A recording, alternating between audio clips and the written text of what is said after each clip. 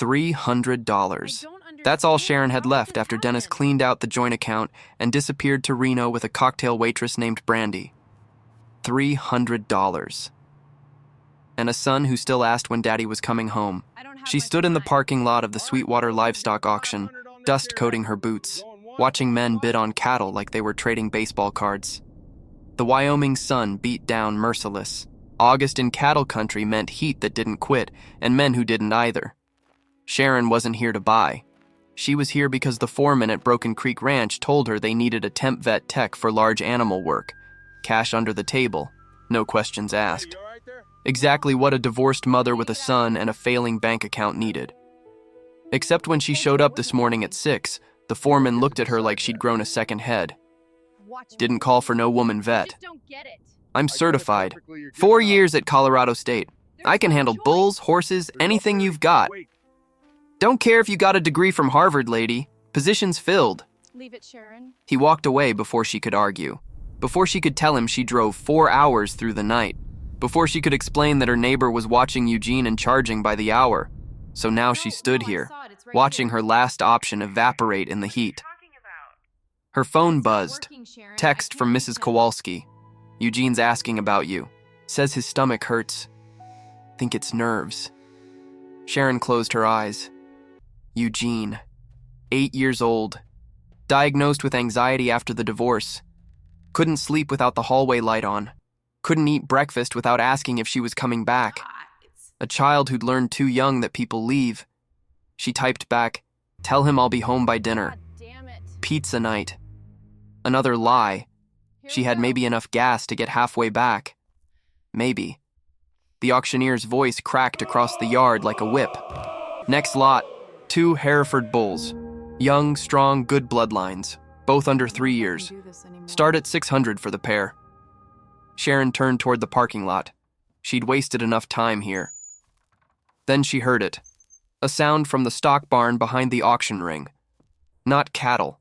Not machinery. A woman's voice, pleading. Please, I can't go back there. He'll kill me. Sharon stopped.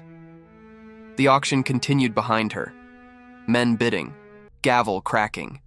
Business as usual. But that voice. She walked toward the barn. Slow. Listening. I got nowhere else to go. The voice again. Desperate now. Sharon pushed through the side door. The barn was dim. Hay bales stacked high. Equipment scattered. Dust floating through shafts of light. And in the corner, a woman. 30s. Hollow cheeks. Clothes that hadn't been washed in days. She sat on a hay bale with her head in her hands, shoulders shaking. A ranch hand stood over her. Young. 20 maybe. Looking uncomfortable. Lady, I told you, you can't stay here. This is private property. Auction's gonna close in an hour, and if the boss finds you, then what? The woman looked up. Her eyes were red, exhausted. He calls the sheriff? The sheriff works for Broken Creek. You think I don't know that? I can't. The ranch hand shifted. I don't know what you want me to do. Nothing. I want you to do nothing. Just let me stay here until dark. Then I'll leave. I swear. Sharon stepped forward. Both of them turned. Who are you? The ranch hand asked. Sharon Hayes, vet tech. She looked at the woman. What's going on? The woman stared at her, calculating, deciding whether to trust a stranger. I'm Judith. I worked at Broken Creek Ranch until 2 days ago. I reported them for running illegal cattle transport, sick animals going to slaughter without inspection. The foreman found out I talked to the agriculture board. He fired me, destroyed my work papers, told me if I didn't leave the county by tonight, I'd regret it.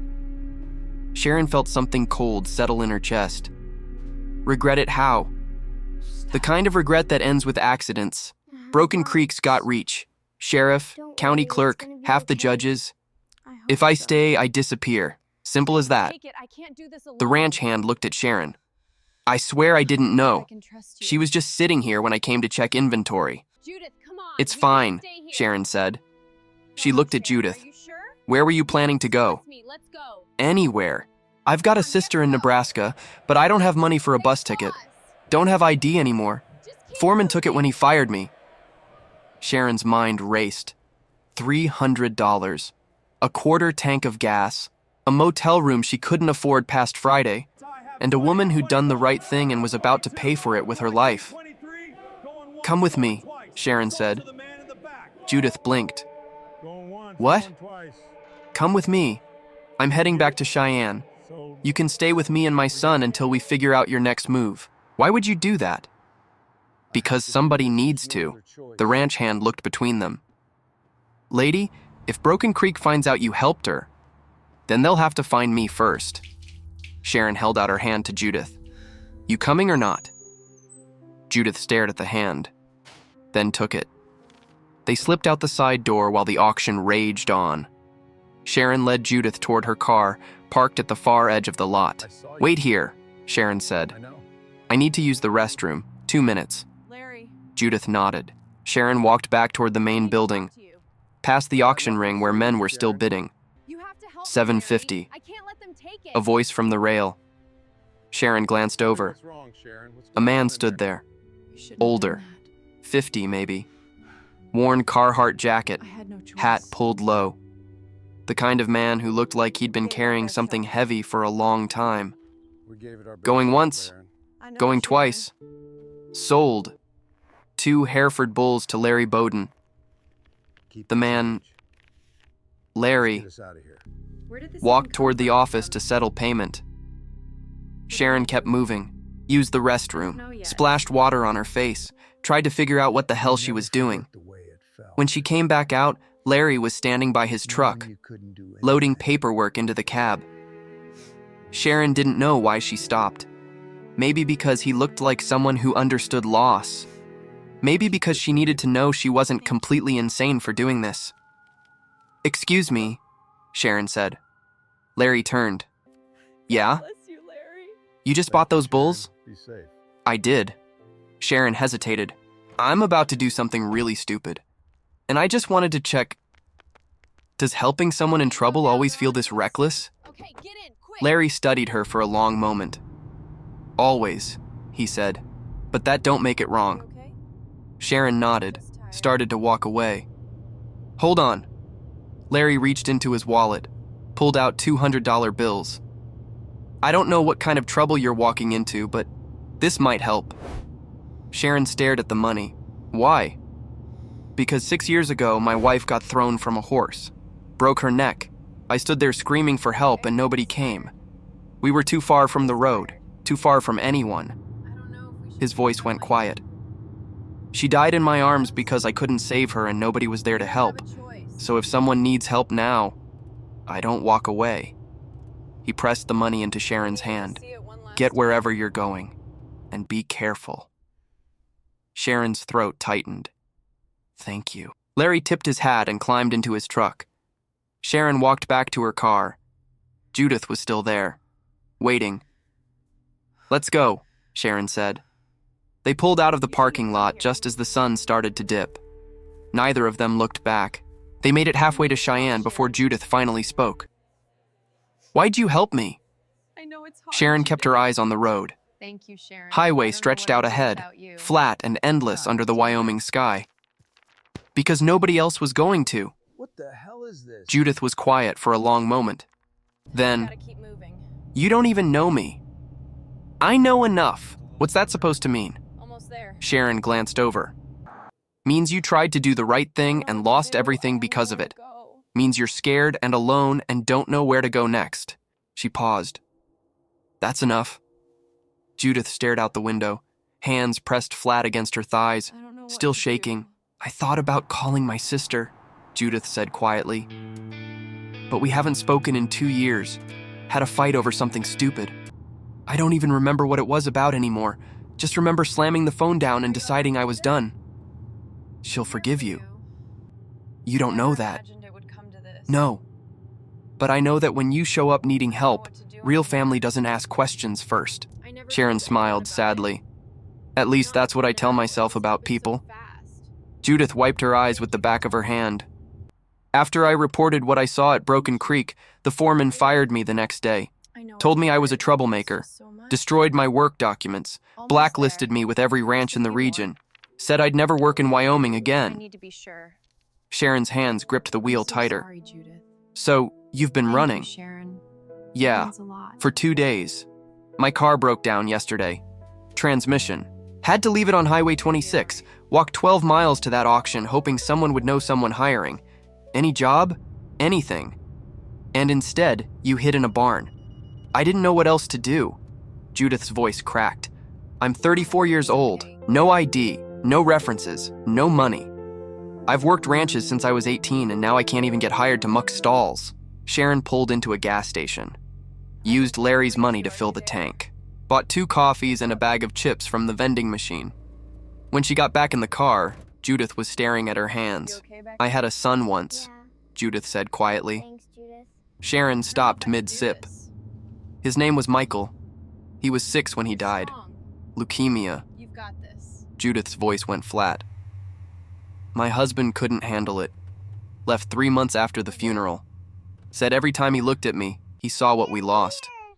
Filed for divorce. Took half of nothing and disappeared. They finally Sharon arrived. set down her coffee. You Judith, I'm did. so sorry. Oh my God. That's why I worked so hard at Broken Creek. 70-hour weeks, double shifts, holidays, anything to not go home to an empty house, anything to not think about the fact that my son was gone and my husband blamed me for not being able to save him. Judith, Sharon reached what's over up? and squeezed her I need hand. you to open the door. You didn't deserve any of that. It's getting cold. Just Doesn't open matter the what door I and explain deserved. everything inside. It's what happened. It's okay, Eugene. They drove in silence for another hour. She's just Sharon's here to phone help buzzed. us. Look at Eugene. her. Mom, where are you? Sharon's chest tightened. She could picture him sitting on the motel steps, clutching his backpack, watching every car that passed. Bye, Judith. She texted back, Bye. almost home. Pizza's on me. Judith looked over. Your Here's the son? cheese, Eugene. Yeah, Yay. Eugene. He's 8. Thank you, Kowalski. Does he know you're bringing someone home? Not yet. You look peaceful. Judith shifted in her seat. It's this beautiful life, Sharon, Kowalski. I don't want to be a burden. If it's too much, it's not. I understand. what Sharon's you're going voice through. was We'll get firm. through this together. We'll figure it out. One day at a time. They pulled into the Sunrise Motel just as the sun dipped below the horizon. The place was exactly what $300 a week could buy. Peeling paint, flickering neon sign, parking lot full of trucks with out-of-state plates.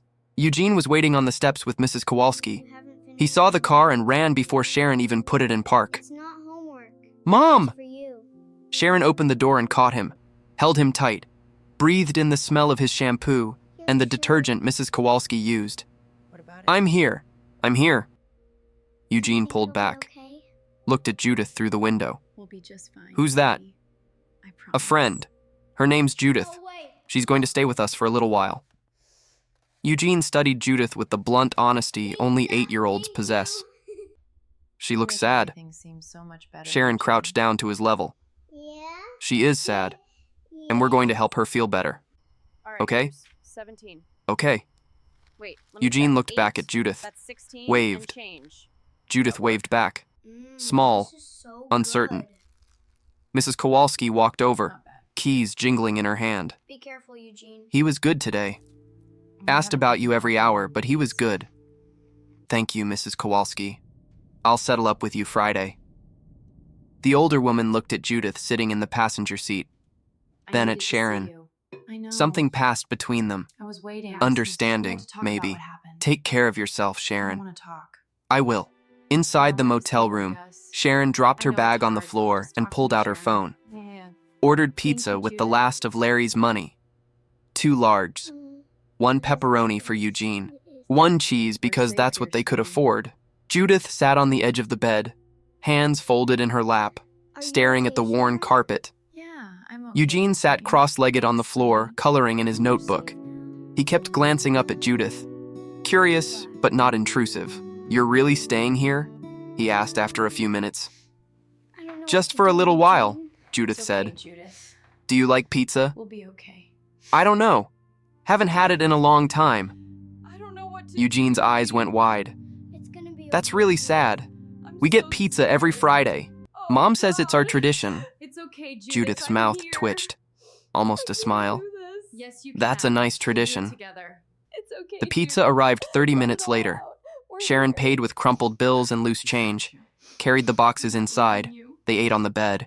Eugene in the middle, Judith on one side, Sharon on the other. Sharon watched Judith take small, careful bites, like someone who'd learned not to expect a second meal. "When's the last time you ate?" Sharon asked quietly. Thanks, Sharon. Judith thought about it. "Yesterday morning, gas station coffee and a granola bar. Eugene. Eat as much as you want, there's plenty." Judith looked at her. Really looked at her. He was hiding in "Why the are you forest. doing this?" Who did you see? "Because I've been where you are." The man from the Sharon store. set down her slice. Are you sure? "Different circumstances. But I know what it's like when everything falls apart. When you don't know where your next meal is coming from. When you're so tired you can't think straight, but you keep moving because stopping means giving up." Eugene looked up at his mom. "Is that what happened with Dad?" Sharon's chest ached. "Yeah, baby, that's what happened with Dad." "But we're okay now," Eugene said. "Right?" Sharon pulled him close. "Yeah, we're okay." Judith set down her pizza, tears welling in her eyes. Just for a little while. Eugene scooted closer to her, put his small hand on her arm. "It's okay to be sad," he said simply. Yes. "Mom says crying helps sometimes." Yes, baby. Judith we looked are down at safe. him. Her face crumpled, and then she cried. Mommy, Not silent tears this wake time. up. They're here. Real, wrenching sobs. Stay quiet. Sharon moved to her other side, put an arm around her shoulders, held her while she broke. Eugene didn't move, just kept his hand on her arm. Steady, Judith! present. Judith! After a long time, Are you there? Judith's breathing evened out. "I'm sorry," she whispered. "Don't be," I saw Sharon said. That night, Say anything? they made a bed on the floor for Judith. 2 blankets and a pillow. Not much, but it was clean and it was safe. Eugene climbed into bed with Sharon like he always did. "Mom?" We can't keep he living whispered like in the this, dark. Sharon. Something has "Yeah, to baby? change. I know, "Is Judith going to be I know. okay?" I told you Sharon he's looked in across trouble, the room. Judith. Serious Judith lay on her trouble. side, eyes closed, I believe breathing you, steady Sharon. for the first time in What can we days. do? "I don't know," Sharon said honestly, Keep going. "but we're going to help her try." "Good. It's gonna be I like okay. her. We'll get through this Me together. too." Eugene was asleep within minutes. Sharon lay awake for a long time, thinking about Larry and his $200, thinking about Judith and everything she'd lost, thinking about Eugene and the kindness he showed without being asked. Tomorrow she'd figure out how to make $300 stretch another week. Tomorrow she'd start looking for real work. Hotel on Route 6. Tomorrow she'd help Judith call her sister in Nebraska. But tonight, in a cheap motel room in Cheyenne, Hello? 3 people who had nothing found something worth more than money. Oh, thank God. They found Is he each other. okay? And for tonight, I don't know where that he was is. enough. Morning came too early. Sharon woke to Eugene tugging on her Yes, sleeve. Everything. He "Mom, wasn't there. Judith's gone." Sharon sat up fast, heart pounding. The blankets on the floor were folded neatly, pillows stacked on top. But Judith wasn't there. Sharon threw off Oh the my covers God, and Judith, checked the he's been in bathroom. an accident. No. Empty. No, She pulled it open can't the be door. true. Judith No, sat on the I motel can't believe steps, this is arms really wrapped around her happening. knees, staring at the parking lot. Why? Sharon sat down beside her. Why? "Thought you left," We have to do Sharon this said now. quietly. They're coming. Thought about it. I don't know Judith if I didn't look can, over. Betty. You have to. Woke up at You're the only 5, one couldn't who can. sleep. Kept thinking I should Sorry, just Judith, go, we'll get save you the trouble. You're not trouble. Thank you, Betty. I'm a I don't know what I'd 34-year-old do woman without with you. no job, no car, no ID, You have sleeping to on your help me, floor. Sharon. I can't do this That's the alone. definition of trouble. I know, Sharon was Judith. quiet for a moment. I'm trying to figure it "You out. know what I see when I look at you?" Keep your head down. Stay with them. Judith I'll shook her catch up. head. "I see someone who stood up when it would have been Got this, easier alright? to stay quiet. Someone who lost everything and kept going. Someone who's Don't worry, scared but Judith. still trying." Everything will be okay. Sharon paused. Are "That's you not sure, trouble, Sharon? Judith. That's strength."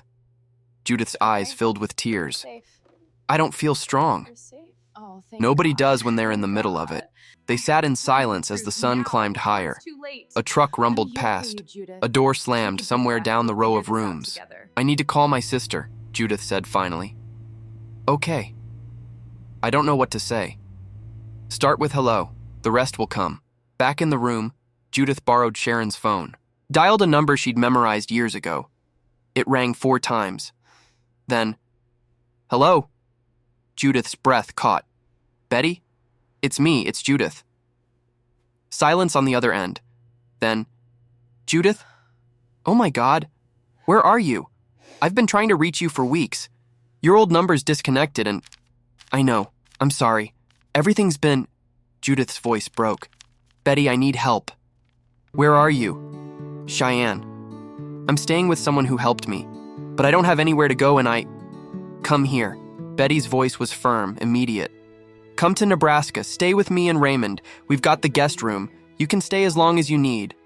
Judith covered her mouth with her hand, tears streaming down her face. Betty, I can't ask you to... You're not asking. Okay? I'm telling. You're my sister. You should have called me 2 years ago. Betty's voice softened. Whatever happened, whatever you're running from, we'll figure it out together. Okay? Okay. How soon can you get here? Judith looked at Sharon. I don't have a car. I don't have money for a bus. Sharon mouthed, I'll take you. Judith's eyes went wide. Sharon nodded.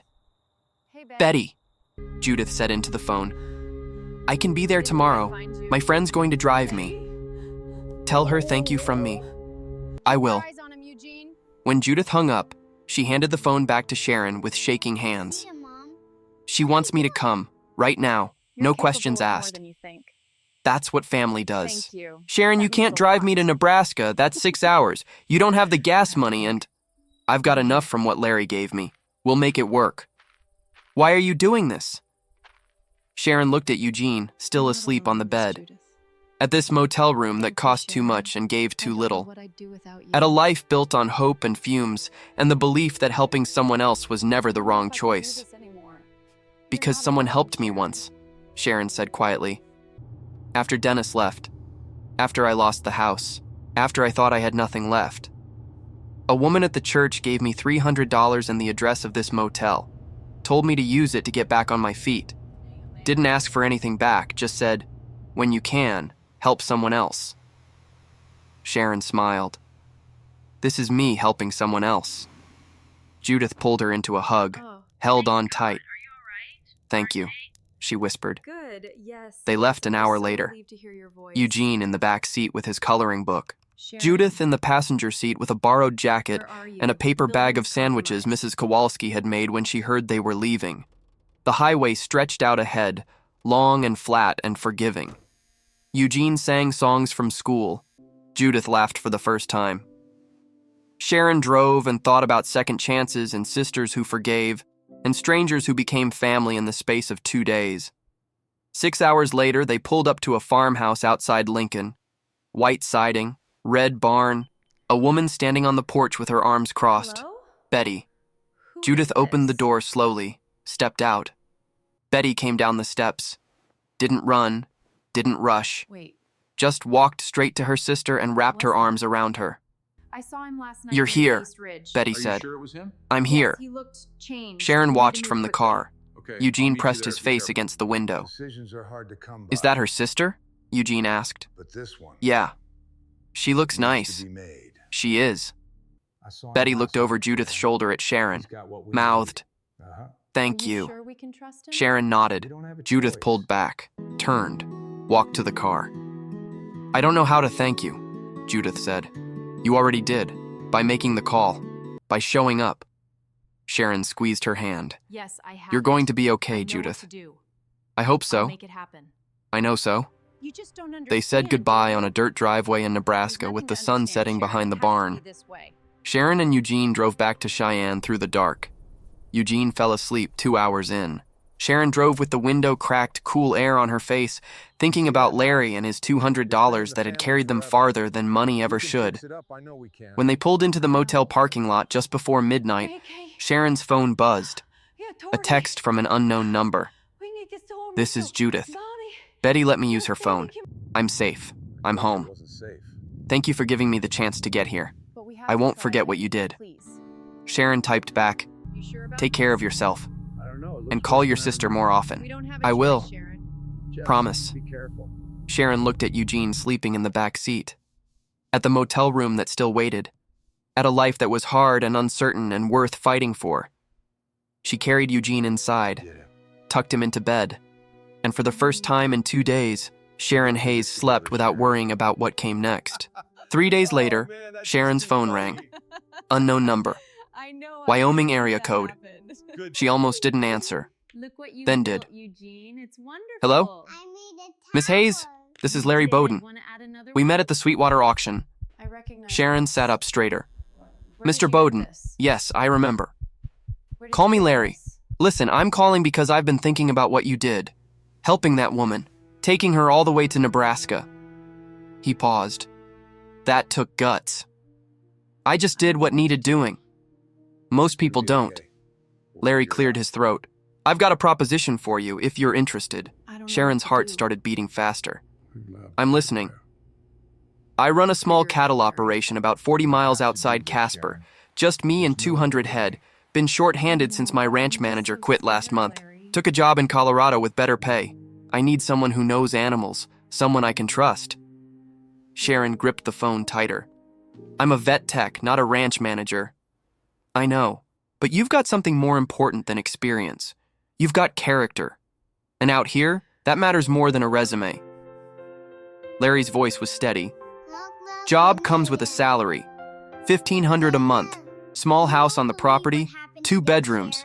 Needs work, but it's solid. Utilities included. Eugene, tell me all Sharon about couldn't it. breathe. Sharon, $1,500 a month. A house. I Utilities. missed you so much. Larry, Before you answer, you should know what you're getting into. It's hard work. Early mornings, long days. Cattle don't take weekends off. Everything okay? And the house hasn't been lived in for 6 months. It's gonna need cleaning. Brave. Probably some repairs. I will. I'm not afraid of hard work. Didn't think you were. He paused. There's one more thing. Yes, everything. I'm not good with people. Let's go. Lost my wife 6 years ago and I've been alone ever since. I'm not looking for company, I'm looking for help. We'd work together, but I won't be much for conversation. Sharon smiled. That's fine. I've got an 8-year-old. He talks enough for 3 people. Larry laughed. Actually laughed. Look at those trees. They're Your son's huge. welcome. Wow, There's a they're school bus so that stops at the end of the tall. drive. And the house has a yard. A yard. Sharon. Eugene had never had a yard. When would you need me to start? Sharon asked. Soon as you can get here. Sharon looked around the motel room, at the peeling wallpaper, at Eugene's backpack in the corner, at the life they'd been barely holding on to. Like we're almost done here. I can be there Friday. Just a few more strokes, Sharon. Friday works. I'll text you the address. Larry? Yeah? Why are you doing this? He was quiet for a moment. Because 6 years ago, my wife was dying in my arms and nobody came to help. It's all gonna work out. And I swore if I ever had the chance to help someone else, I wouldn't waste it. His voice roughened. You helped that woman when nobody else would. Now I'm helping you. That's how this works. Thank you, Sharon whispered. Don't thank me yet. Wait till you see how much work needs doing. He hung up. Sharon sat on the bed, phone in her hand, staring at nothing. A job. A house. A chance. Eugene looked up from his coloring book. Smells good this morning. Who was that? That was a man named Larry. He offered me a job. Beautiful day. A real job? A real job. On a ranch. With a house we can live in. Eugene's eyes went wide. A real house? A real house. He jumped up and hugged her so hard she nearly fell over. When do we go? Absolutely, it's perfect. Friday. No, That's only 2 days. It can't be true. I I have know. to call him. Eugene pulled back. Mom, are we going to be okay now? Sharon looked at her son, at the hope in his eyes, at the chance she'd been given by a stranger who'd lost everything and decided to help someone else anyway. Yeah, baby, she said. We're going to be okay. Friday morning, they loaded everything they owned into the car. It didn't take long. That's Sharon not paid Mrs. Kowalski for the last week, hugged her goodbye. good. Okay. You take care of yourself, Mrs. Kowalski said. I will. They drove west, out of Cheyenne, into open country. Eugene pressed his face against the window, watching Wyoming roll past. Me too. Mom? This is the perfect solution. Yeah? Exactly. Let's do it. Do you think Judith's happy? Perfect. Sharon smiled. I think she's finding her way back to happy. Good.